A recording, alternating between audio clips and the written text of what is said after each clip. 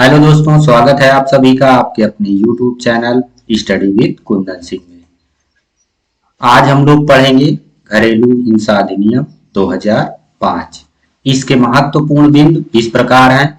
घरेलू हिंसा अधिनियम 13 सितंबर 2005 को पारित हुआ तथा जम्मू कश्मीर को छोड़कर संपूर्ण भारत में 26 अक्टूबर 2006 को यह लागू हुआ। लेकिन वर्तमान समय में अगर बात की जाए कि वर्तमान समय में, तो यह वर्तमान समय में पूरे भारत में लागू है। अब देखिए, घरेलू हिंसा के अंतर्गत क्या क्या चीजें सम्मिलित की जाएंगी, इसका अर्थ क्या होगा, ये हम लोग देख लेते हैं। तो इसके अर्थ में घरेलू हिंसा या घरेलू दायरे में होने वाली हिंसा को घरेलू हिंसा कहा जाएगा। इसके अंतर्गत किसी महिला का शारीरिक, मानसिक, भावनात्मक, मौखिक, मनोवैज्ञानिक या यौन शोषण किसी ऐसे व्यक्ति द्वारा किया जाना या किए जाने की नीयत रखना जिसके साथ महिला का कैसा संबंध हो, पारिवारिक संबंध हो, इन सब चीजों को घरेलू हिंसा के अंतर्गत रखा जाएगा। अब इसके आगे शारीरिक पीड़ा। शारीरिक पीड़ा, इसका तात्पर्य क्या हुआ? जो जीवन, अंग, स्वास्थ्य आदि के लिए खतरा हो, जैसे हमला करना, आपराधिक बल का प्रयोग करना। इसके अंतर्गत किसी भी प्रकार का चोट पहुंचाना, हाथ पैर तोड़ना या किसी भी प्रकार का हमला जिसके अंतर्गत उसको चोट पहुंचे, ये सब शारीरिक पीड़ा के अंतर्गत सम्मिलित किए जाएंगे। मौखिक या भावनात्मक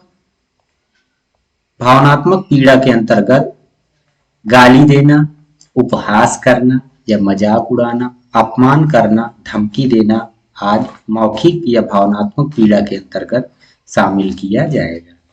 अब इसके बाद आर्थिक पीड़ा। तो आर्थिक पीड़ा के अंतर्गत वित्तीय संसाधनों से वंचित रखना तथा दूसरा, संसाधन व सुविधाओं के उपयोग पर प्रतिबंध लगाना। अब इसके अंतर्गत क्या क्या सम्मिलित किया जाएगा? जैसे कोई भी व्यक्ति है, उसके घर में शौचालय की व्यवस्था है और उस व्यक्ति को या उस महिला को जबरदस्ती लोटा लेकर के शौच भेजना, और उसके बाद दूसरा, जैसे घर में वॉशिंग मशीन है लेकिन उसको हाथ से कपड़ा धुलने के लिए बाधित करना।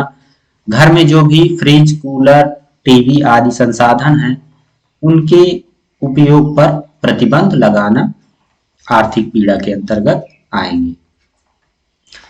अब धारा 1 में संक्षिप्त परिचय और परिभाषा के बारे में विस्तृत वर्णन किया गया है, जो कि हम लोग शुरू में देख चुके हैं कि इसको पारित कब किया गया और यह पूरे भारत में लागू कब हुआ, और ये हम लोगों ने आगे देखा था इसके बारे में कि ये इसके अंतर्गत क्या क्या सम्मिलित किया जाएगा।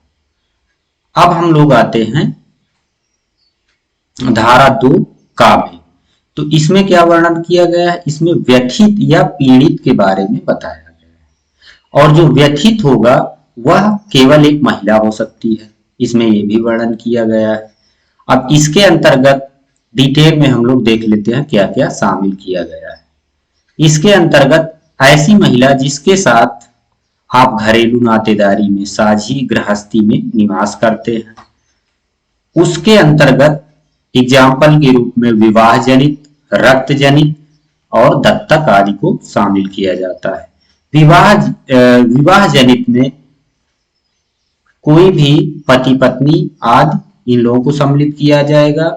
रक्त जनित में जो भी आपके रक्त संबंधी है, जैसे पुत्री हो गई, माता हो गई, ये सब रक्त जनित में सम्मिलित होंगे। दत्तक के अंतर्गत गोद लिए हुए पुत्री या अन्य किसी को सम्मिलित किया जाएगा। अब उसके बाद धारा 2 का था में, इसमें क्या वर्णन किया गया? इसमें प्रत्यर्थी के बारे में बताया गया है। जो व्यक्ति घरेलू हिंसा कर रहा है, इसका मतलब ये नहीं हुआ कि वह केवल पुरुष ही हो सकता है। अगर कोई महिला भी घरेलू हिंसा कर रही है तो वह प्रत्यर्थी के अंतर्गत शामिल की जाएगी। लेकिन हाँ, एक बाध्यता इसमें जरूर है कि जो जिसके खिलाफ हिंसा हो रही है वह जरूर ही महिला होनी चाहिए, लेकिन जो उसके ऊपर घरेलू हिंसा कर रहा है या प्रत्यर्थी है वह महिला और पुरुष कोई भी हो सकता है। अब धारा 2 के ढ में संरक्षण अधिकारी के बारे में बताया गया है। संरक्षण अधिकारी कौन है? जो घरेलू हिंसा अधिनियम 2005 के अंतर्गत नियुक्त किया गया एक प्रमुख अधिकारी है। अब इसके बाद धारा 3 में हम लोग देखेंगे, इसमें घरेलू हिंसा को परिभाषित किया गया है जो इस प्रकार है। इसके अंतर्गत मानसिक, शारीरिक या आर्थिक कष्ट पहुंचाना या ताने देकर अपमानित करना जो कि सभी घरेलू हिंसा से तात्पर्य रखता हो, इसके अंतर्गत आएगा। अगर आप किसी भी महिला को मानसिक, शारीरिक या आर्थिक रूप से प्रताड़ित करते हैं, अपमानित करते हैं, ये सब किसके अंतर्गत आएगा? घरेलू हिंसा के अंतर्गत आएगा। अब धारा 4 में संरक्षण अधिकारी को घरेलू हिंसा की सूचना या जानकारी देना। इसका मतलब क्या हुआ? इसका मतलब यह है कि कहीं पर भी घरेलू हिंसा की घटना अगर हो रही है या हुई है तो आप इसकी जानकारी किसको देंगे? संरक्षण अधिकारी को देंगे। यह जो सूचना होगी वह किसके द्वारा दी जाएगी? वह स्वयं महिला के द्वारा भी दी जा सकती है। परिवार का कोई भी सदस्य, जो भी पीड़ित महिला है उसके परिवार का कोई भी सदस्य इसकी सूचना दे सकता है। आसपास या पड़ोस वाले व्यक्ति भी या कोई जो समाज सेवी संस्था है, ये सभी इसकी सूचना दे सकते हैं। धारा 5 इसमें पुलिस सेवा प्रदाता या मजिस्ट्रेट के जो भी कर्तव्य हैं इस अधिनियम के अंतर्गत उनका वर्णन धारा 5 में किया गया है। अब इसके बाद धारा 8 में संरक्षण अधिकारी की नियुक्ति के बारे में वर्णन किया गया है। इसके अंतर्गत राज्य सरकार एक जिले में स्थिति के अनुसार, मतलब क्या हुआ, अगर वहां पे केसेस की संख्या ज्यादा है तो वह एक से अधिक पुरुष या महिला की नियुक्ति कर सकता है। अगर संख्या सीमित है तो वह एक पुरुष या एक महिला की नियुक्ति कर सकता है। अब धारा 9 के अंतर्गत संरक्षण अधिकारी की शक्तियों एवं कर्तव्यों के बारे में बताया गया है कि जो संरक्षण अधिकारी होगा उसको क्या क्या शक्तियां और उसके कर्तव्य क्या होंगे। तो संरक्षण अधिकारी का प्रमुख कर्तव्य यह होता है कि प्राप्त सूचना पर आवश्यक कार्यवाही करे और जो भी मजिस्ट्रेट द्वारा प्रतिपक्षी को बुलाया जा रहा है तो इस आदेश का पालन करवाना किसकी जिम्मेदारी होती है? वह होती है संरक्षण अधिकारी की।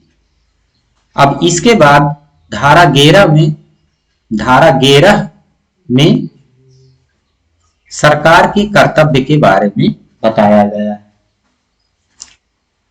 तो इसमें बताया गया है कि केंद्र सरकार, राज्य सरकार मीडिया, टीवी या अन्य माध्यम से इसका प्रचार प्रसार करेंगे।